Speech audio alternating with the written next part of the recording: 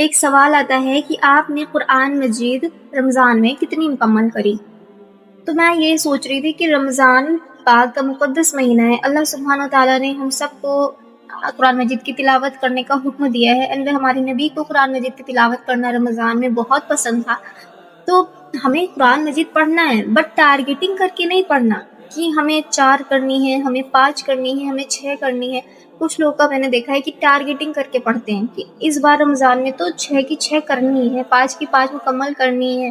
نہیں، ہمیں رمضان میں اگر اللہ تعالیٰ کی عبادت کرنی ہے، قرآن مجید پڑھنا ہے، تو سب سے بیسٹ طریقہ ہے کہ آپ بھلے ہی ایک کریں لیکن اس کو سمجھ کر پڑھیں کہ اللہ سبحانہ تعالیٰ قرآن مجید میں کیا ارشاد فرما رہا ہے.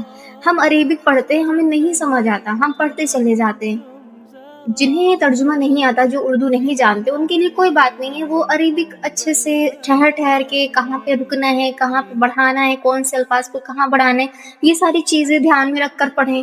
جنہیں ترجمہ آتا ہے تو وہ تو ضرور سے قرآن مجید کو ترجمے کے ساتھ ہی پڑھیں، سمجھ کر پڑھیں. اللہ تعالیٰ قرآن مجید کے پڑھنے کا مطلب ڈبل ثواب اللہ تعالیٰ دیتے ہیں قرآن مجید کو، اگر ترجمے کے ساتھ جو بندہ پڑھتا ہے. تو اسی لیے اس سے کیا ہوگا نا کہ ہمیں پتہ چلے گا مقصد کہ اللہ تعالیٰ اپنے کلام میں کیا ارشاد فرما رہے ہیں ہمارے لیے. تو ٹارگیٹنگ کرنا چھوڑ دیں، کیونکہ اللہ تعالیٰ کو کوالٹی پسند ہے، کوانٹٹی نہیں.